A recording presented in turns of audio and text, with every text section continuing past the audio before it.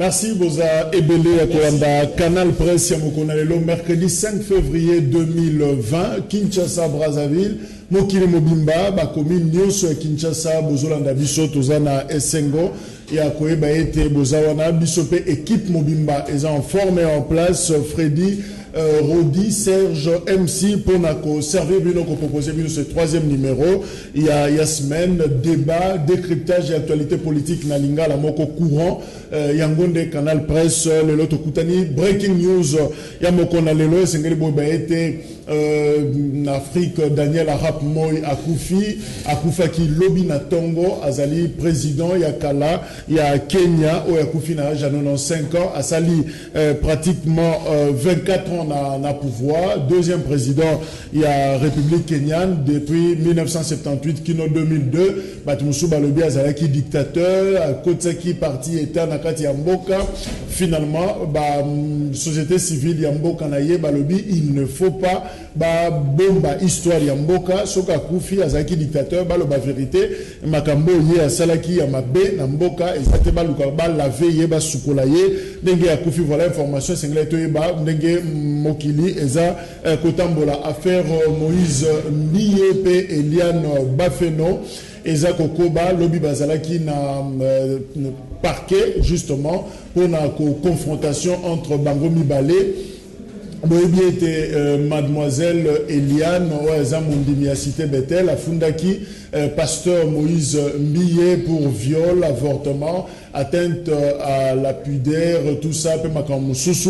Alors Lobi Bakutanaki pour la confrontation, Bango Mibale devant Bazouzi, mais seulement Boyebi qui n'a parquet, instructions à la cas secrète, Makamwana et Bimakate. Presse azaki na accès na yangote curieux pe bazaki na accès na yangote c'est vrai après audience wana makambo elobamaki ebele et komami ebele na ya solo na ya lokuta tout dépend mutu na mutu quand o yazali bikoma koma aloba boye a commenter boye mais en réalité nous nous disciplinons à niveau ya Canal Presse tozo zela le vrai résultat et à la justice au bakoye bisabiso yangonde te ko annoncer pa na bino alors rendez-vous pour na lobby jeudi parce que la PC bango 24 heures pour bakuta na susu jeudi pour na confrontation wana voilà un peu otoyoka ki na munoko ya maître Jimmy Ngala c'est que client na ye aza d'accord te na règlement moko à l'amiable baluka ba bomamoto eza question oyo ba posa ki ye na journaliste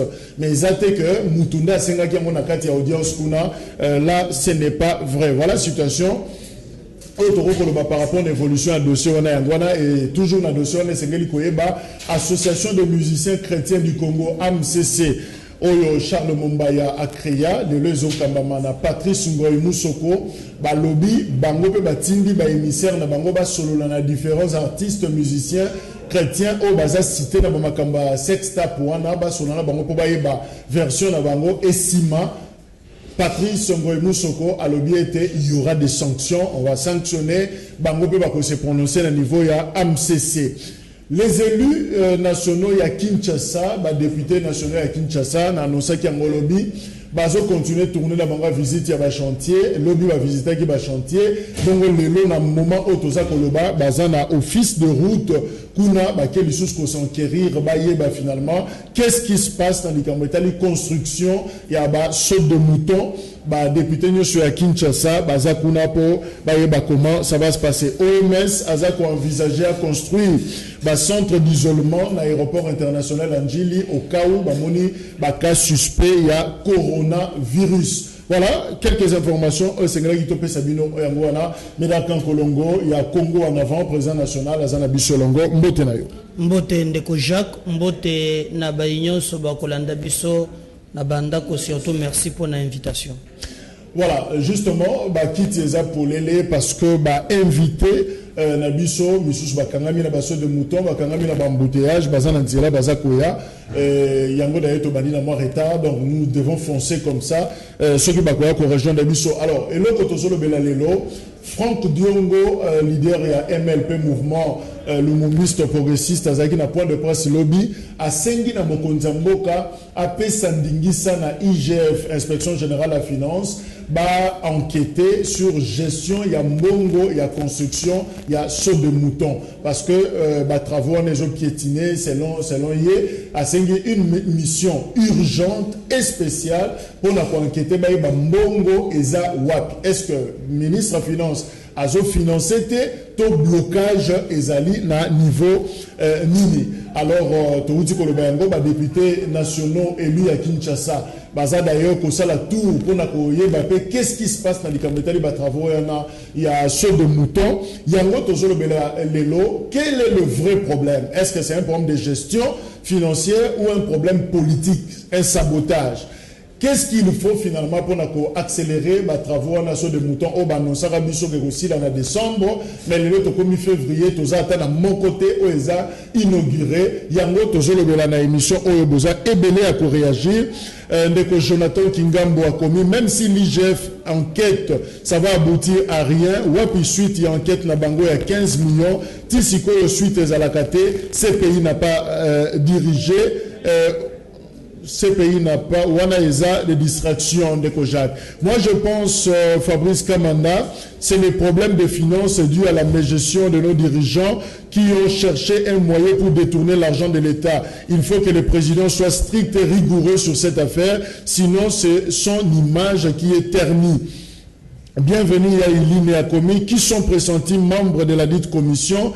Est-ce l'IGF, Inspection Générale des Cours de Finances, la Cour de compte, auront-ils main libre pour faire le travail et conclure selon les règles de l'art? A posé ma question à Samsam Malobi. Je rappelle à Franck Diongo que Félix n'est pas le fouineur dans le passé. Vous pouvez vous amuser avec l'argent de l'État. Vous ne serez pas inquiété. C'est ça l'État de droit. Mawa. Christian Haïdine, Alobi, l'IGF nous avait déjà sorti l'affaire. 15 millions de dollars disparus du trésor public, mais nous n'avons point obtenu gain de cause. Pensez-vous vraiment qu'on en obtiendra cette fois-ci? Merci. Pichundongi Alobi, bonjour Canal Presse Franck Dionga Tikamo. Moboulou a Salaki, opposition radicale contre Kabila, mais Azo Mona Chilombo, Azo Kokayete, Azo soutenir Yekaka, mais Aza conscient car Chilombo soutient la vision de Kabila, tous en la continuité. Gali Molima Salomi, l'idée est bonne, mais le vrai problème c'est l'aboutissement de l'enquête. Toyebi Ndenge Bandakape et Soukaka, Pichundo Galobi, bonjour, Yebisa Peter Chani, Azon c'est la mission de devoir de mémoire. Robin Moukenge, pour moi, VK doit répondre parce que c'est lui qui avait le monopole. Donc, enquête, il faut ça le mapon à Batou, Oyo va détourner Mbongo et Mboka, va répondre à acte na Bango. Christian Haïdi, ni pour la Salobi, si je ne me trompe pas, il y a un programme d'urgence contre la pauvreté, programme lancé avant la sortie du gouvernement Inukamba. Ils étaient même venus à l'Unikim nous le présenter dans une conférence de presse tenue dans la grande salle de promotion. Alors j'aimerais qu'on puisse nous donner un compte rendu du dit programme parce que la construction des sauts de moutons en faisait partie. Merci. Voilà ma réaction. Nabino, vous continuez à réagir, mesdames et Colombo. Proposition à Franck Diongo, il faut IGF à Kota Masolo à enquêter. D'ailleurs, Jacques, oui, nous allons comprendre contexte actuel, biso batoto bundaki bitumba, na bokonze otikoleka, on a rêvé une alternance avec alternative. Chef de l'État actuel a lancé des travaux clairs. D'abord, on a commis à lobby, logement, parce que vous ne parlez pas aussi de ça. Logements sociaux, construire Bandako, dans les provinces.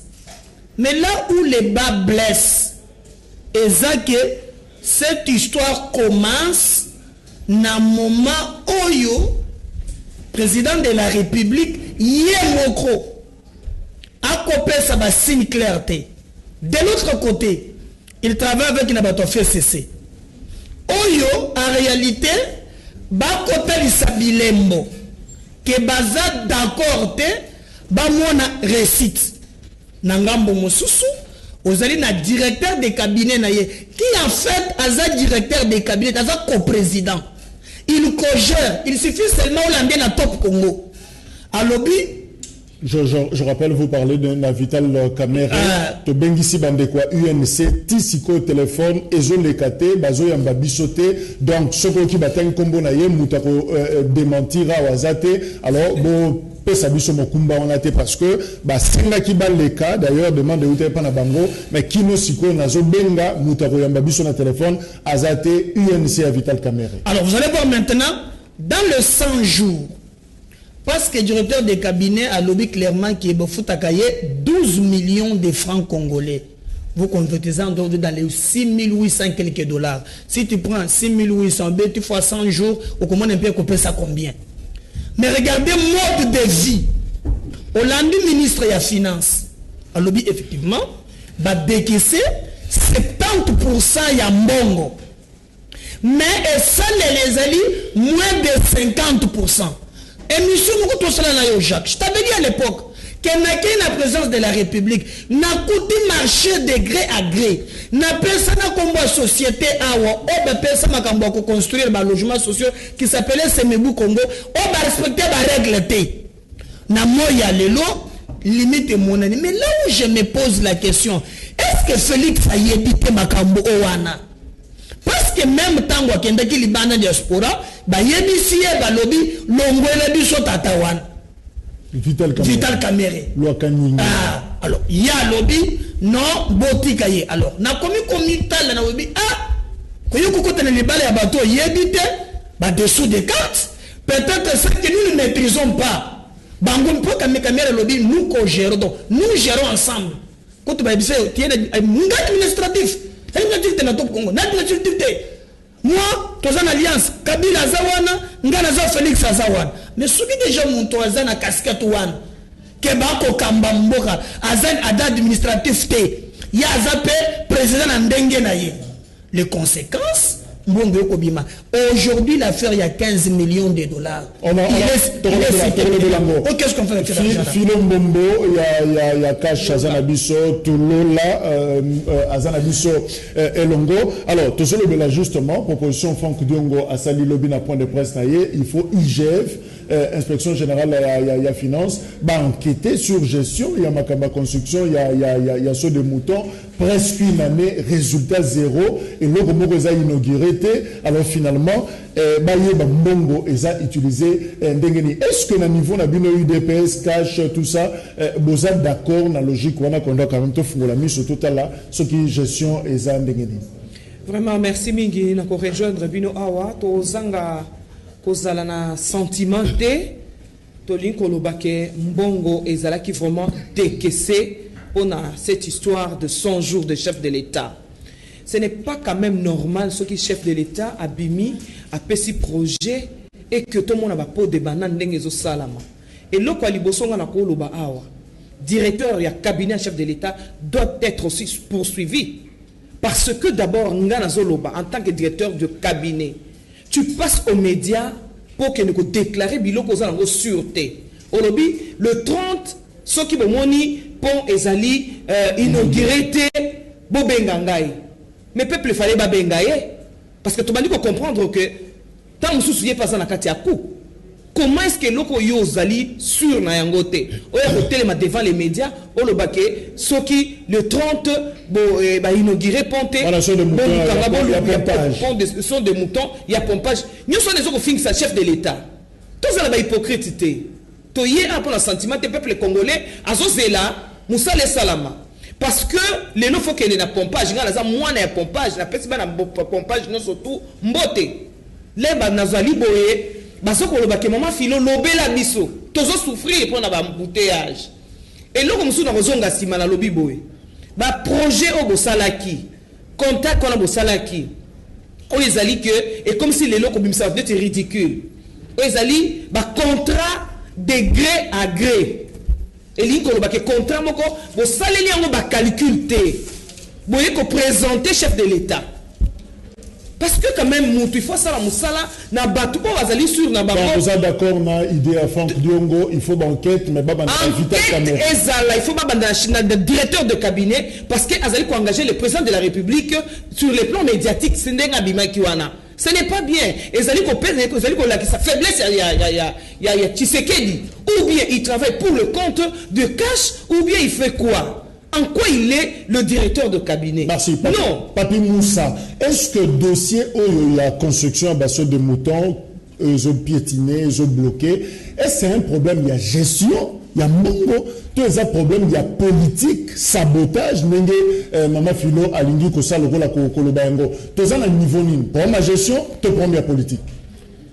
L'entrée de jeu directement, on m'excuser tout d'abord pour l'embouteillage, on m'a sorti mon toto Kolobelango, la barreta, baimbo bakolanda gabiso ba regretter depuis bafanda qui na itandoki. Ndeko, heureusement, awa eli kopesa isingu po to comme comprendre que non nani ali nani.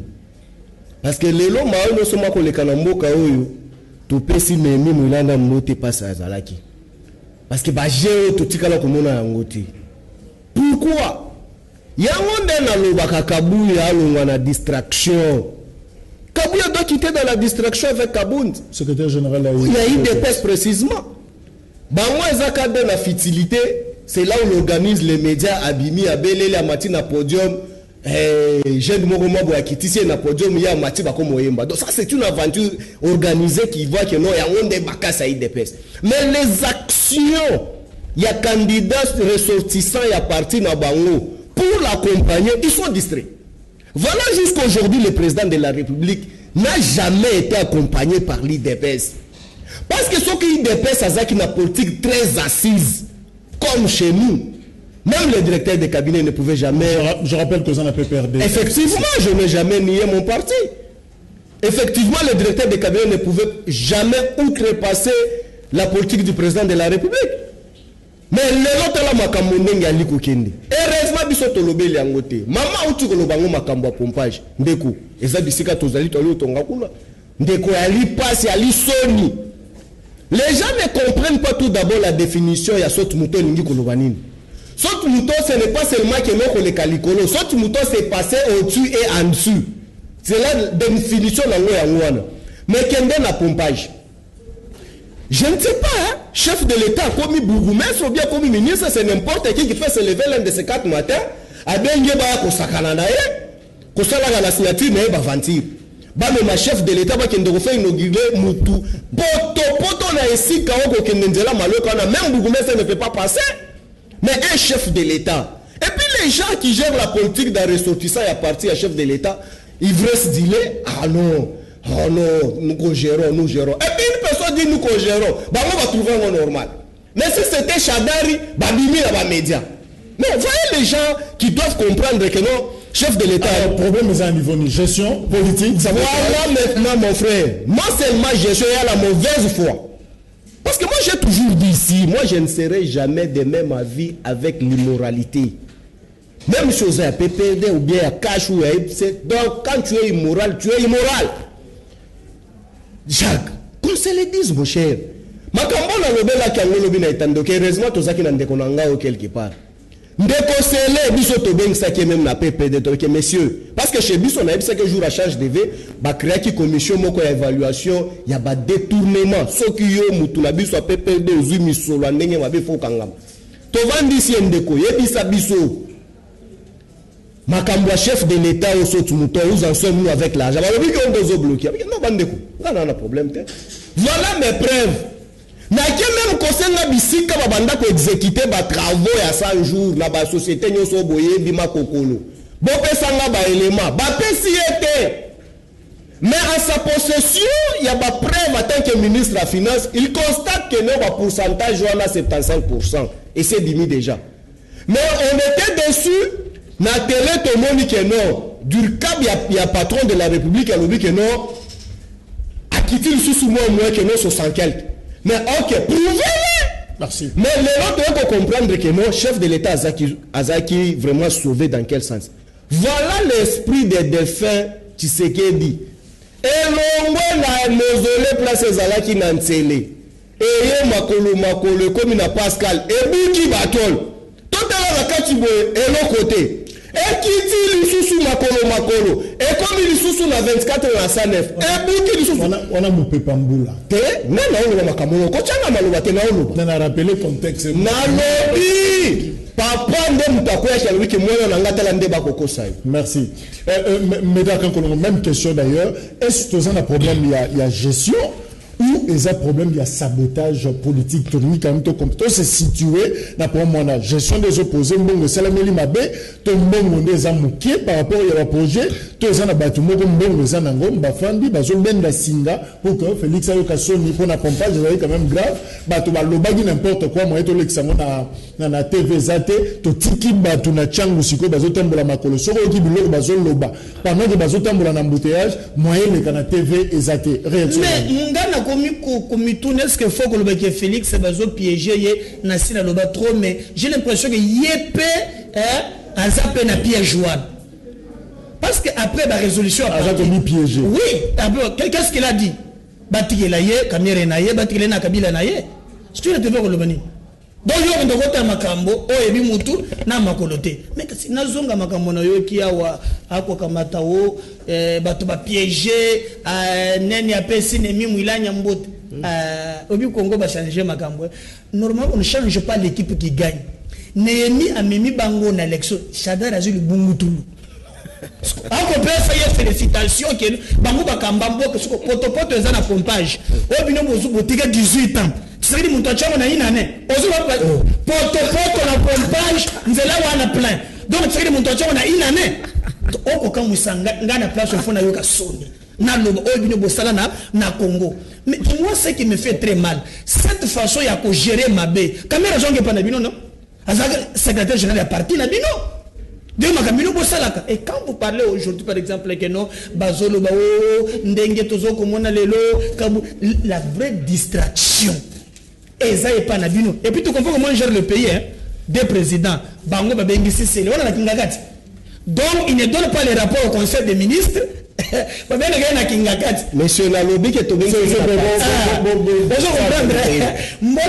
ministre alors gestion de politique non mais d'abord gestion il y a d'abord gestion en ministre de la finance on peut perdre au cadre alors c'est là yaka bafandi sakaye donc nous savons que contexte c'est la kakeno le ministre lors d'un conseil des ministres au président de la République a convoqué à ça un rapport mais il y a un rapport parallèle qui est place bango ailleurs et si Félix yé moko pour na komi komona ke yé peut-être ça na kati parce que tout ce que bato komi pouvoir il y a eu des pèses parti ya masse papa ngaza rekena chango mokolo wana il faut yokaba insulte.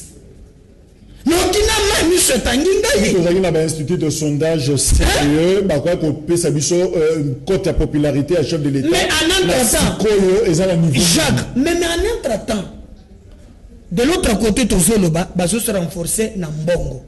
Le calcul n'est pas de travail pour cause de problème, il y a des Congolais, c'est aller en 2023. Comment on va préparer notre campagne?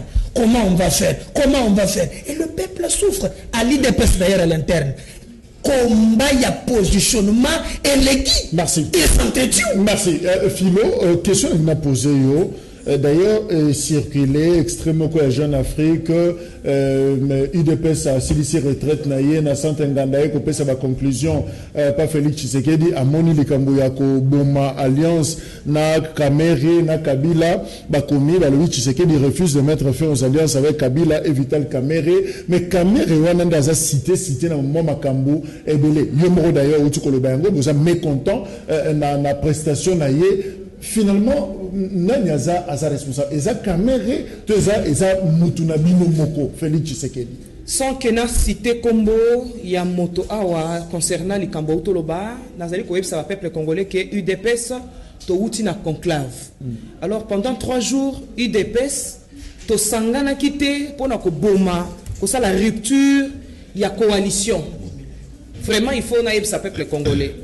To sangana qui pour apprécier justement makambo tozolo bao les 100 jours de chef de l'État comment est Tamboli le bilan 1 ya Tshisekedi au pouvoir économiquement socialement politiquement sécuritaire sur le plan sécuritaire mais tout ça étonné ya koyoka na Jeune Afrique motoko kende koloba oh non voilà basanganaki pour la résolution il y a que dissoudre coalition.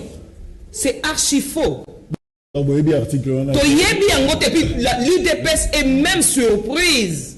Il y a comment que biso lelo oyo tozala ki tokota ki kuna pona ko dissoudre makambo ya coalition. Non, biso tokota ki pona ko redynamiser makambo ya biso ndenge ezalaka après un temps bana il faut quand même bazonga na nzela ba yeba kelo ni etambola notamment 100 jours.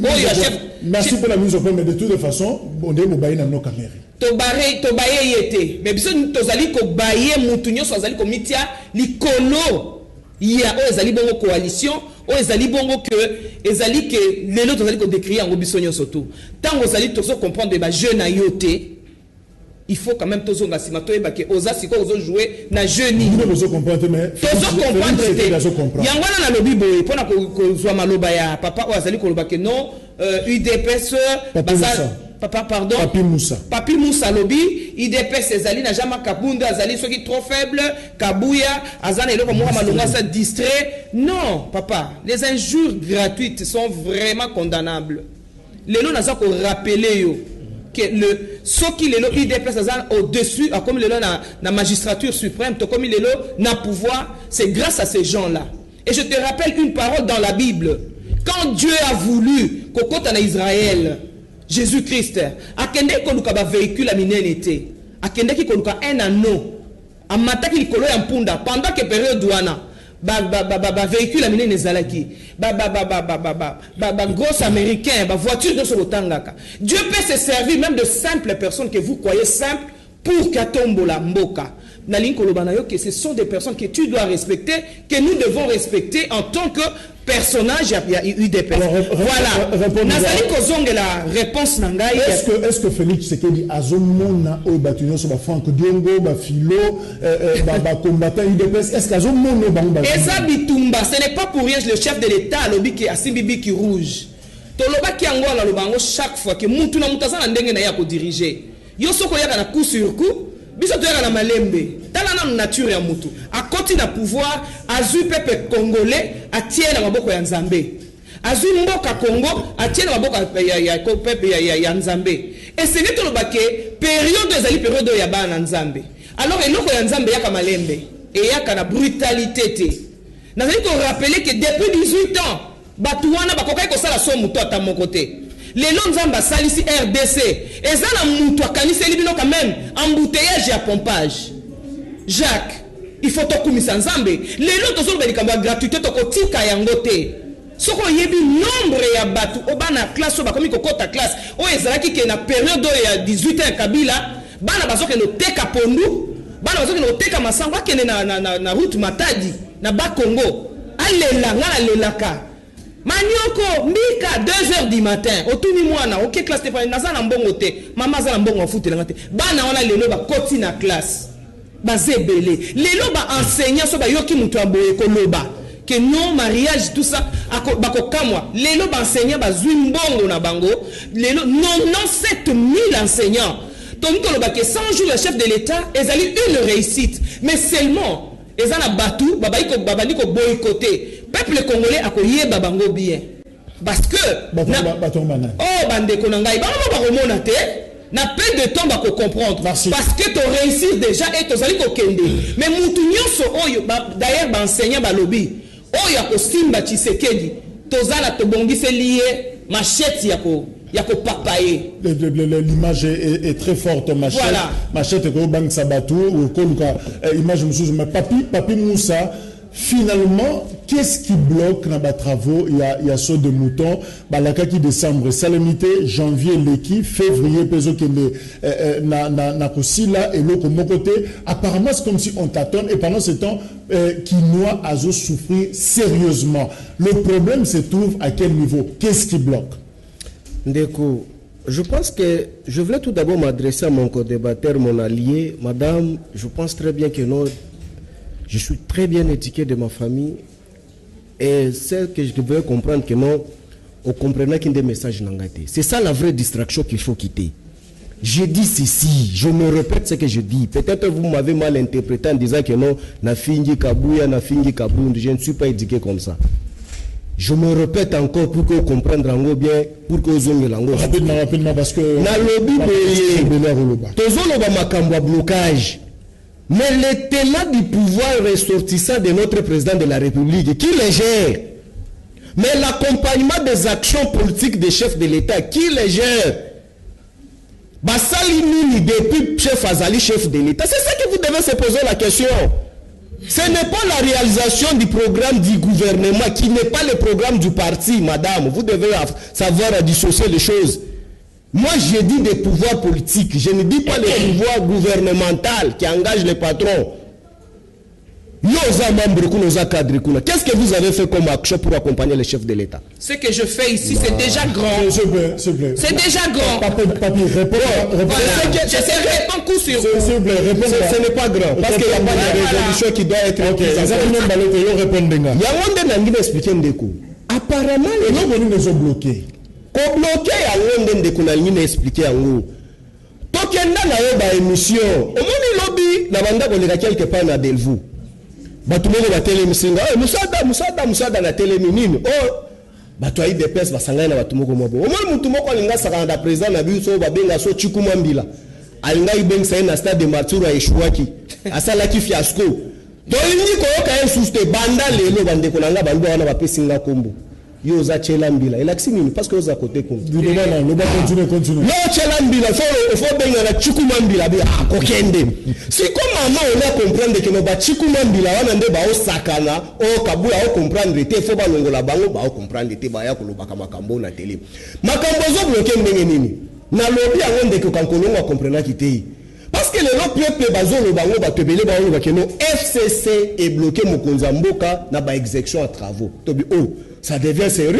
Qu'est-ce qui bloque? Comment est-ce que nous, on peut bloquer notre allié? C'est lui le patron de la République. C'est lui. Avant, on n'est pas expliqué à nous. De toutes les façons, aux politiques. Il y a quand même une place où tu expliquez Bissot. Est-ce que ma combat l'obéissait à solo? Tu comprends Nini, dès qu'on a Bissot par rapport à l'instruction donnée au chef de l'État, n'a pas partenaire au chef de l'État qui n'a pas bango, bah ça qui Bissot exigence, il y a dépenses. Il y a chaîne publique de l'État, il faut la respecter. Bah, il y a un décaissement inutile. Pour la coquine de Kossi, ça va sortir mouton. Aussi longtemps, bon, bazoua qui, bah, ça l'est à voter. Ministre habité, bon, justifier même un bon besoin qui. Ce qui te montre qu'il y a beaucoup qui c'est. Alors, les 30% restants, ou 25%, on vous les donne. Jacques, quand on a une émission où on a plateau, to se déplacer na micro tokenda na venu kutu mama vanda na pompage a olobe la kintuka pêcheur nzela wana lo bango et comme niveau ni ndeko papi donc banda ko batozo que le marché de gré à gré papi Moussa donc gestion des opposés problème bongo ça gérer non gestion pour le moment c'est quoi lorsqu'on parle de gestion on voit que le ministre des Finances qui est le patron des Finances a géré Mabé non. La mauvaise foi, il y a bateau va gérer qui mbongo à 100 jours qui n'était pas sous la chaîne publique des dépenses.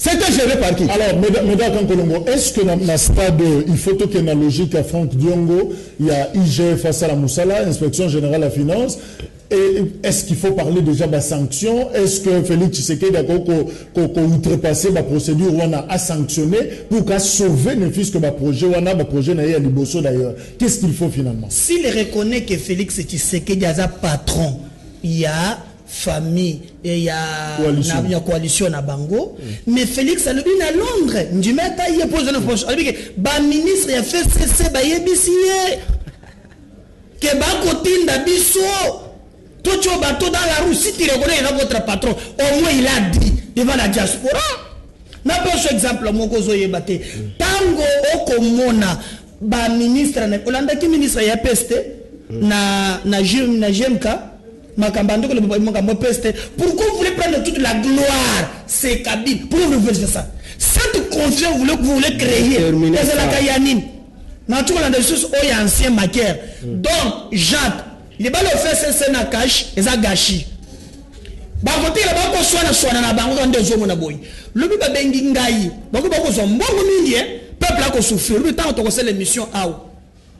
na koyebisa ye le bobenga ki pe ministre de finance bobenga pe ngobila atika ko buka biloko ba mama na répondra que au lobby déjà na répondra na koyebisa yo le rôle bango babenga ka batu ba bango ba kamba babenga pe ngobila tota na kinga kati ba sala réunion ban technique mususu abusu to so débat feu se cache ba ko teka na zando kuna libami moko kombo na ya sal Jacques atonga 150 magasins ngobila ngobena misope alobi ke non akuti yango ya solo kimuta muntu atonga yango pile lo atela ko sobalara ya commission na gimatondo ngobila lobi na zuba ozubuka na féliciter yo OK bien atika ko buka yango te makasi akini bopeto na nzoto babilenge ba ko sala ba cabine na ba mono sana balabal Félix bazo commissaire populaire à comprendre te merci ba buka ba tu ba mesa en désordre bato komi kolela bato komi kosinga nyonso Félix ya lobby akobeta libala na FCC na kamera etali ni yo ba kongole ba na kanda merci pedra Kitumba Plamedi El Capo Franck Diongo Azan et Loko ya kolobate pour l'instant car il soutient Kabila et Fachi Bachir comité Plam Silonga Lobi, ce sont vraiment des pires comédies Total Akaka na Miso la plume Horizon Kitumba Diongo il comprend Molo Molo la plume a commis voilà Doki Matufoni de Koja Gebisa Mama Wana Bakinda Kakela Sinanzala Talaka Kakabila Tika Biscuit Quick na 100 francs les commissaires 50 francs tout le bateau 2023 Tokota là voilà Mama Philo, est-ce que finalement, Bino Solution nous besoin proposer à Félix Tshisekedi, est-ce que vous se rendez compte que popularité Félix Tshisekedi est basculer et basculer à Tamuketen de Kojak toyebi ba secret ya ba fait FCC to so na ina landandi ba obenga bango na pouvoir na bango ya ko créer ba crise au sein ya coalition au sein ya Tshisekedi toyebi setele na bango po ba la sa peuple congolais que ça ne va pas oyebi ba proposer bango recette ni dialogue allons au dialogue tozali kakao tout est fait pour décorer à la planter pour na ba proposer terrain ya dialogue oyo ba dinosaure nyonso tout ba koya ko zonga to si to yebi bino to timbeli bino soki lelo to zumiko to likolo bake peuple congolais o kosa mingi na likambi ya dialogue yeba ke mutu nyonso a proposer ka dialogue ayaka po ayako kabola gato kuna bozo ke musika ya wana zo le ba so de soki to kita ko sala émission siko na de bonhomme na yebite so to silisa parce que kanda o batu bazana ngo eza grave so to ke na passe na yekola communication de crise na yebi ke na période voilà nazo lobate papa tant baninga bazolo bozo tikila ba rapidement voilà na yekola communication de crise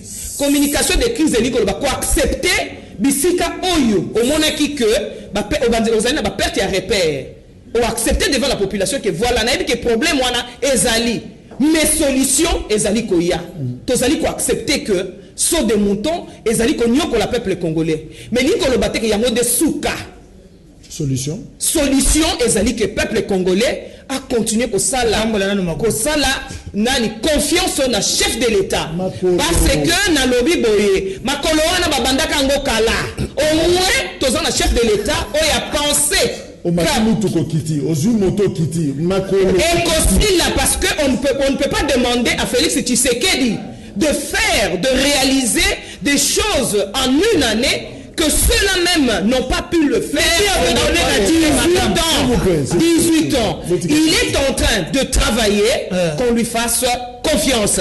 Il y a un lobby boye. Son mouton, timing finira toujours par se réaliser.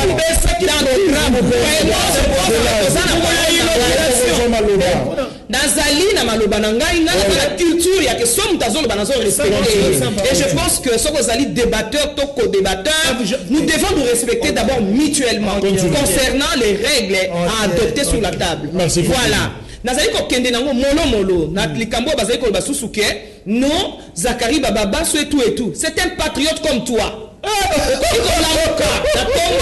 salut ma proposition na yo ce que zali correct et qu'on peut se réaliser mais ton le non voilà c'est Félix Tshisekedi il n'est pas inclus et puis Zakari Bababa ce n'est pas membre de l'UDPS C'est un compatriote comme tout le monde. Asali, l'association na bango, Monique pour na bango, sa chef de l'État, je ne sais pas pourquoi il le fait. Mais c'est un compatriote. À ne pas confondre avec un membre de l'UDPS. Voilà. Il y a un discours pour recadrer bango. Il y a mis ça le président Félix Antoine Tshisekedi est bel et bien à l'œuvre. Vraiment, tozala kindoki, tozala mitema mabe, il y a comment que Moutou dans une année a réalisé ma cambouamine nebo, tozala budget lelo et comme ils sont à 10 000 de moutons. Voilà, non, papa, na lingaka sentimenté, au stème ils sont des moutons parce qu'on y dit mais aux autres de la gratuité. Non, il a réussi la gratuité, c'est déjà grand. C'est déjà grand. Pourquoi pas? Et ça n'a jamais. Ou bien ça sentimenté. Soit ils ont sentimenté, il faut que soit des moutons, ils allaient parmi. Babylone, ils allaient comme la faiblesse. Mais ça fait faiblesse, parce que Félix et Antoine Tshisekedi a tel qu'il va programme d'urgence. À Monique, non. Embouteillage quand même, ils allaient comme le peuple congolais. Nasala. Et il y a ma casse, mais peuple congolais, quand station laquelle on a pompage, nous avons son mouton et mati. Non, quand même, nous avons un président. Merci. Et je me réjouis. Ces jours-là, je suis allé causer avec les gens de pompage. Ils me disent que, maman, et loko kitoko boye souci na biso kaka totambola likolo nango. Bravo, Papi Moussa, allié, c'est la même. Il faut ces cas. Bon, la question Maloba, nous en tant qu'alliés, on proposait Félix Tshisekedi Nini pour finalement abîmer la situation. Ndeko, au Monique, Makambola Bandolo, maman, je vous apprends que vous n'accompagnez pas les patrons. C'est nous qui dépensons beaucoup pour accompagner la vision du chef de l'État. Que vous ne comprenez pas. C'est vous qui faites quoi? Je l'ai déjà dit. Donc, c'est toi, Balinga, c'est Balinga.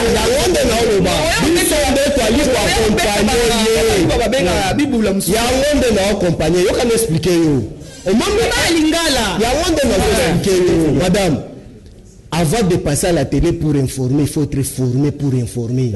Aïe! Au moment où on a cambié sur tous les ils ont contradiction totale. C'est ce qu'on a recadré. Nous allons expliquer. Au bandi nanu na démagogie moko koloba que no FCC zolinga créer Crispo to sala dialogue. Biso toja déjà na coalition. To sala dialogue pour to kotsana ni lisusu. Fayulu. Moi que ça aventure. Dialogue biso to sala dialogue. To sala lisusu dialogue na cash. Oh to sala coalition. Coalition qui est plus fort même que dialogue. Pour to kotsana. O azali banda. Moi que ça n'a rien à voir, donc il faut même y penser. Quand vous n'avez pas de choses à dire, il ne faut pas passer à la télé. Madame, je vais vous expliquer. Vous vous rappelez que par le passé, un président de la République Abando Salabanzela, Kakabino Rwanda Kolobango, qui est notre Rwanda, Tochango Nanzungu Potolambango. Les gens sont tous les Sabato Azango, Bachango Susu Nanzungu, Batoki Sango, Bachango Madesu Balambi. Au moins, une histoire de rattraper Bino. Ce qu'on va tout, on va que ça la makambo ezali na tina te toko telera bango yo ya ko soutenir la immoralité otangi komba mutonga na tangi to organiser ki makambo na stade ngana lobi population etelemi singai ngana tangi komba muto wa te mutu oyo aza ko bima na kombo ya patron na kombo ya lingomba na bino mais lingomba boza distrait oyo ko défendre les sous immoralité ya ngwao o mo keza soni na lobi boyi madame. Les notes le bango par rapport à séparation que non FCC cache et se dissoudre soit séparé. Oui. Et ça va sentiment ya bateau bakoloba. Mais vous proposez ba piste de solutions. Alors vous proposez. Mais ya wondenga na koloba. D'abord nga droit parce que de nasuka ya wondenga na koloba. Oui. Le chef de l'État Ali Bololete. Le chef de l'État ce n'est pas un homme irréfléchi. Azali Moutouali na boanya ali ko réfléchir parce que ayebi comment est-ce que amema ki pouvoir na ye na place azali na place akokende lelo ye bango Jacques na pesio ndingisa moko ata ndenge ba ko patoger ko loba boye kaka na itandoke mais administrativement et concret ba action o ba ko mener politiquement ezate o fo ba ekola isa passe au moins lelo ata ozana mbo ba bengi Chemberger azana ndagu na yo même si azaka ndenge nini tant que yonde muto tchaki na cage awosale logo mokote c'est pour dire quelque chose à madame que nous sommes là, le président de la République reste le président de la République qui va gérer. Mais en vous disant que non, il y aura crise pour qu'il y ait un dialogue pour finalité des années. Il y a un monde qui est biso, kakangayo, tout le monde biso tengai, na média koloba. Ce que j'ai déjà dénoncé, ils ont se réalisé les mots. Même nous des personnes nous donné ça la télévision. Merci. Méga Kankolongo, solution les amis ont besoin proposer pour que finalement ma projet en dehors maman fila lobby gratuité tout ça mais l'ukamboyation de moutons un cas concret aux oignons qu'on la battuti siko solution les amis finalement pour tout longola la situation. D'abord il faut battre audit oya malonga et banda d'abord na likambo et bandaka depuis il y a 100 jours misala li bâclé na kotangle bino banzela o ba utuko sala soki pe ozo avenir ya Croix Rouge ozu avenir Kabinda o ba dépenser mbongo ebele le nyonso et baby donc audit ali ya muto ya mibale na koki ko comprendre le loté papi oyo ali pembeni na ngai akoma mopesi ya lesion bonne gouvernance tala siko caméra bisa ba congolais on dit que suko kaka wana te na bato bandi ko yiba 15 milliards chaque année au pouvoir en wote na luzula pouvoir te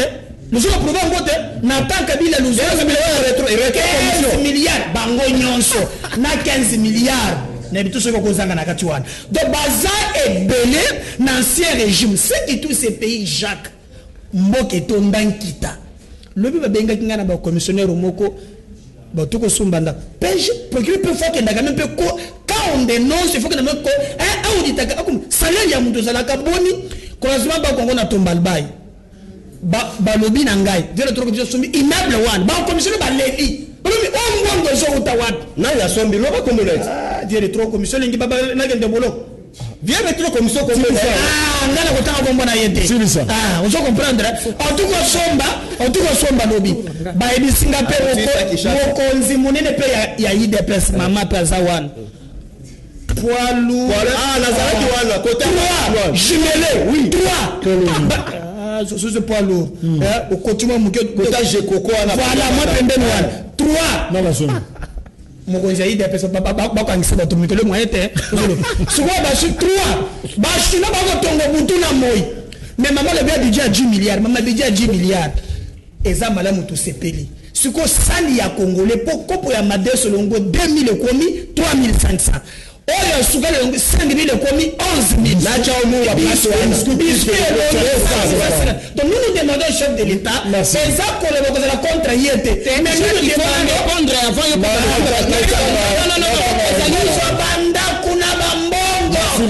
Congolais a commis côté.